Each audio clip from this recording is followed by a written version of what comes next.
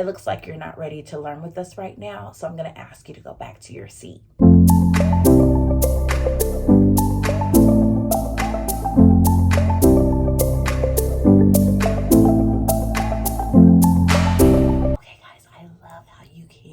To the small group table so quietly, respectfully. I love that. So anytime Miss May calls your group to come to the small group table, or if I call you by yourself to come to the small group table, you're going to come quietly, just like you did, okay? Oh, it was wonderful. Now, let's talk about when you come and sit at the small group table. Now, when you're sitting here, it's important that you find you a spot that has a circle on it. That is your space. That is your area, okay? There are going to be times where you sit at the yoga ball, you sit on a stool. If you sit in a yoga ball one day, then the next time I'm going to want you to try to sit at a stool. Or if you're sitting at a stool one day, the next day I would like for you to sit at a yoga ball, just so that, well, who can tell me? Why do you think I don't want you to be just the person that always gets to sit at the yoga ball? Why do you think I'm choosing, why do you think I want you to sit at different places? Yes, that's exactly right, because we want to share, and sharing is caring. It's important that when we sit, we have to be, mindful of our friends. If I sat at the yoga ball yesterday, then I'm going to tell my mind, you know what, sit at a stool today. Okay, very, very good. Okay, so first, when you come quietly like you just did just a few minutes ago, and then you find you a spot. Now there's a circle in front of every spot. That circle lets you know that that is your area.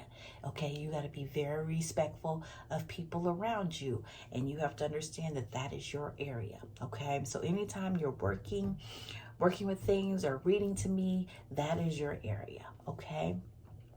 Next, let's talk about what it should sound like.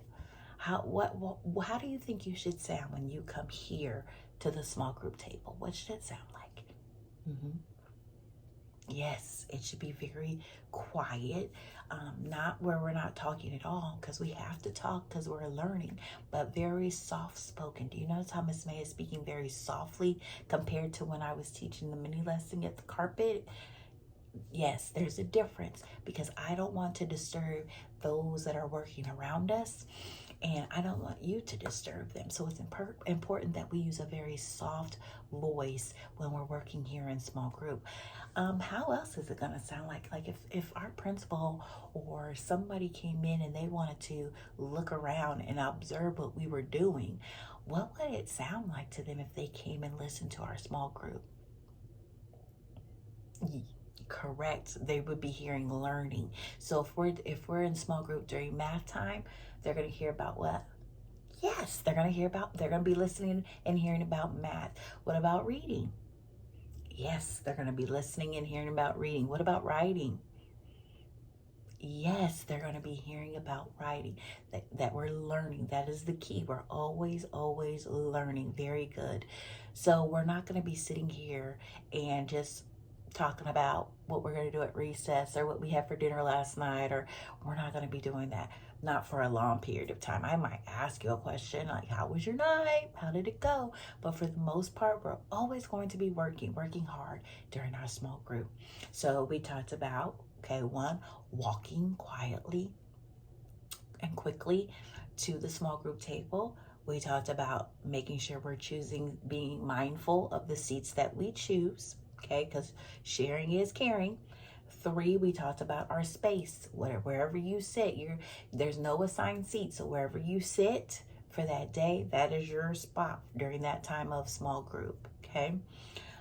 Number 4, the voice level. We're not talking, but we use a very soft voice level, like how Miss May and you guys are doing so well speaking. And they're going to be hearing learning. Very, very good. Okay. Now, one other thing. So when I call you to small group, especially, let's say, for example, during math time, when I call you to small group during math time, I might not be quite ready and I might need to go talk to someone. I'm going to expect you guys to just sit there quietly and wait for Miss May. Can you guys model that for me? What that would look like? Guys, I'll be right back. I need to go check on something. We're pretending Miss May left, okay? But just show me, what would that look like? Excellent. Wonderful. Very, very good. Yes, very good. Now, during reading time, you're going to be getting book baggies, and you're going to have books in your book baggie that you're going to read. So when I call your group, I'm going to be modeling for you what you're going to be doing during reading time. We're not going to worry about that right now. But when it comes reading time and I start getting groups going, I'm going to model that for you, what that should look like and sound like when you're waiting for me, okay? And girls, that's exactly what we do when we come to small group, okay?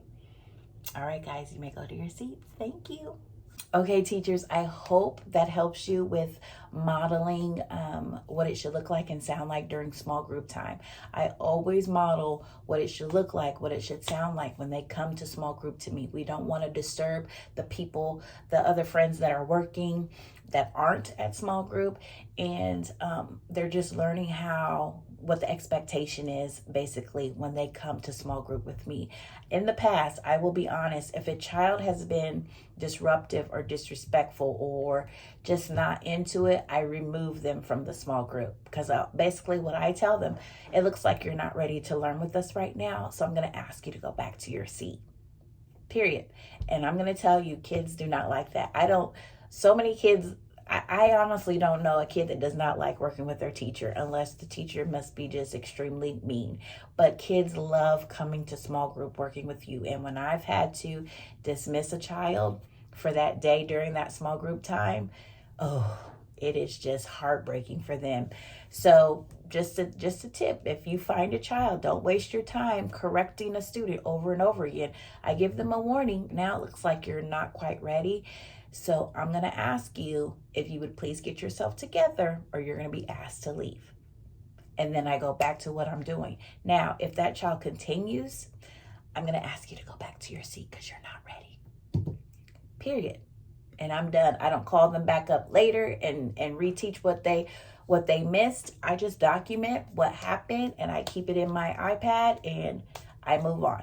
And then hopefully the next time they come to small group, it changes. Once they see, because they're going to try to call your bluff, and once they see that you mean business and that you're not playing, the attitudes change. They really do. The attitudes change. So anyway, again, don't forget, keep those mini lessons 8 to 10 minutes if you can. If it goes over 10 minutes, just stop. It's okay to stop and come back to that lesson the next day or later on that day, okay? All right, loves, as always, don't forget to always pray, because God will always make a way. Love you. Bye.